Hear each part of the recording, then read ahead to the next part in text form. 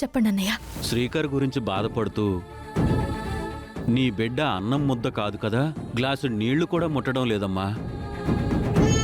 కొన్ని గంటల నుంచి అమ్మవారి ముందు కూర్చుని పూజలు చేసుకుంటుంది. ఓసారి మాట్లాడమ్మా. అమ్మా, అక్షయ, నాన్నకెలా ఉంది? నాన్నకేం కాదమ్మా, నువ్వేం కంగారు పడద్దు. ఏం తినకుండా అలా ఉంటే ఎలా చెప్పు? నాన్నను చూడాలనుందమ్మా. ఆ వసీకర నన్ను ఎత్తుకెళ్ళిపోయి నాన్నను ఏం చేయకుండా ఉన్నా బాగుండేది. అలా మాట్లాడకమ్మా. నాన్న నన్ను ద్వేషిస్తాడు, కానీ నేనంటే మనసులో ఎంతో ప్రేమ ఉందమ్మా. లేదంటే నన్నెందుకు కాపాడుతాడు చెప్పు? నన్ను పరాయి సంతానం అనుకుంటే తన ప్రాణాల మీదకి తెచ్చుకుని ఉండేవాడు కాదు. ఈ అక్షయ్ పోతే అన్ని అడ్డంకులు పోతాయని అనుకుని ఉండేవాడు.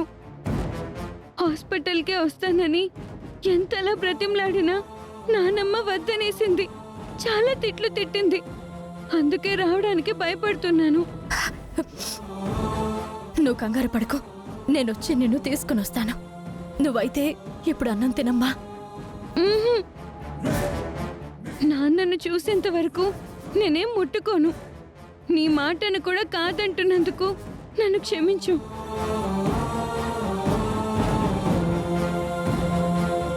విన్నావు కదమ్మా, నీ వల్లే కావడం లేదు, ఇంకా నా వల్ల ఎలా అవుతుందమ్మా? ఇక్కడి పరిస్థితిని బట్టి నేనొస్తానన్నయ్య.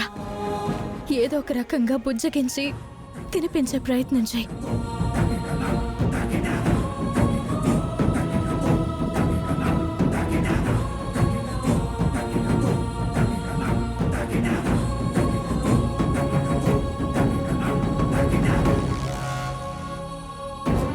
మావయ్య, అక్షయ తండ్రి గురించి బాధపడుతూ ఏం తినకుండా కూర్చుంది. నేను వెళ్ళి అక్షయ్ని తీసుకుని వస్తాను. అలాగే బావకు కూడా ఎటువంటి ప్రమాదం జరగకుండా నేను కాపాడుకుంటాను. మీరిక్కడే ఉండండి. ఏదైనా అర్జెంట్ అయితే ఫోన్ చేయండి, నేను తొందరగా వచ్చేస్తాను. సరేనమ్మా.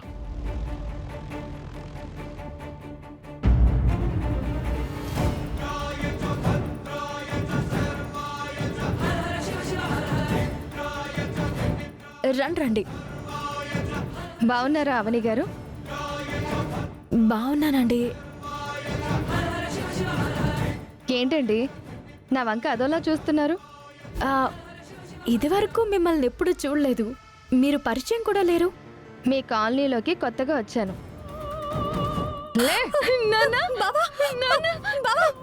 నాన్నను కొట్టింది ఈదేమే అమ్మా. తాళపత్రాలలో ఉన్న గంటం ఈ రాక్షసేనని నాకు ఇప్పుడు అనిపిస్తుందమ్మా. ఆ వసీకర అక్షయ్ని ఎందుకు తీసుకుని వెళ్ళిపోవాలనుకుంది? బావని చంపాలనుకున్నంతగా ఎందుకు దాడి చేసింది? అసలు దాని ఉద్దేశం ఏంటి? దానికసలు ఏం కావాలి? మా వీధి చివర్లో ఉంటుంది కదా, వెళ్ళి దాని సంగతి తేలుస్తాను.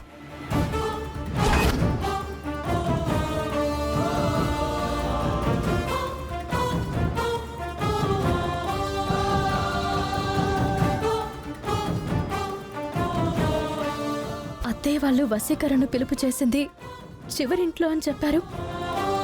అసలు ఇక్కడ ఇల్లే లేదు కదా.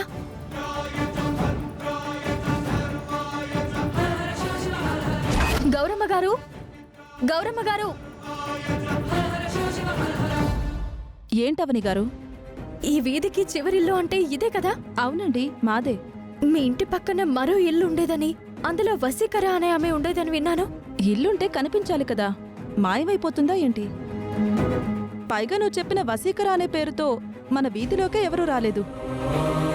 బాగా గుర్తు చేసుకోండి. కొన్ని సంవత్సరాలుగా ఇక్కడుంటున్నాను. ఇంచుమించు నా పెళ్ళైన దగ్గర నుంచి నాకు తెలియకుండా ఉంటుందా ఏంటి? సరే అండి. ఏంటవని గారు, ఏమైంది? ఏం లేదులేండి. ఏదైనా ఉంటే చెప్పండి. ఆహా, ఏం లేదండి. ఏదో అవసరం వచ్చి అడిగానంతే. ఏమైంది ఈవిడికి? అక్కడ ఇల్లే లేదు. మరి అత్తయ్య వాళ్ళు అలా ఎందుకు చెప్పారు? వసీకర అనే పేరుతో ఎవరూ లేరని గౌరీ అంది. మరి ఆ మనిషి ఈ మధ్యనే ఈ వీధిలోకి వచ్చి ఉన్నట్టు ఎలా క్రియేట్ అయింది? ఏదో మాయ జరుగుతుంది.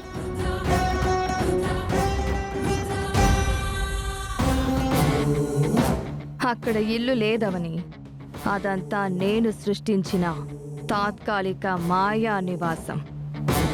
నువ్వు వస్తావని, నా గురించి ఆరాలు తీస్తావని నాకు తెలుసు. హ్మ్. నువ్వు తీరాలు దాటి విచారణ జరిపినా నా గురించి తెలుసుకోలేవు.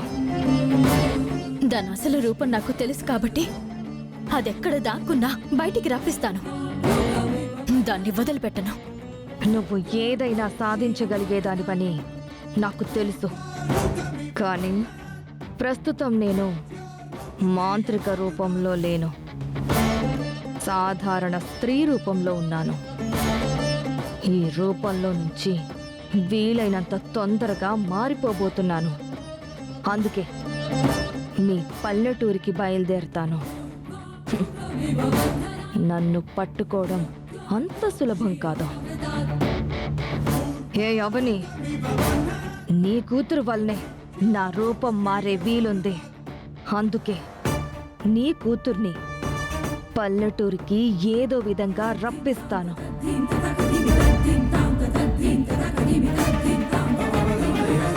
నీ కూతురికి అతి భయంకరమైన టార్చర్ని చూపిస్తాను. ఆ తర్వాత అంతం చేస్తాను.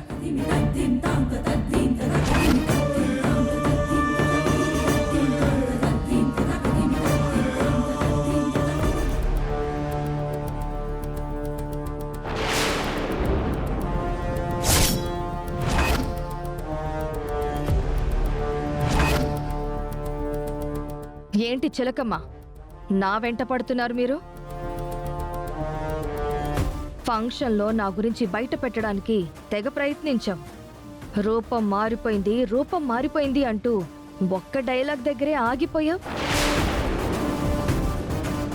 నువ్వు పడిన అవస్థలు చూసి బాగా నవ్వుకున్నానులే.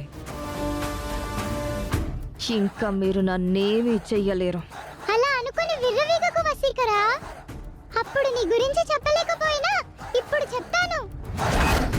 నీ జాడ గురించి అవనమ్మకు తెలియజేస్తాను. కూతుర్ని తీసుకొని వెళ్ళబోయావని, భర్తను చావు బ్రతుకుల మధ్యలోకి నెట్టావని అవనమ్మ నీ మీద చాలా కోపంగా ఉంది.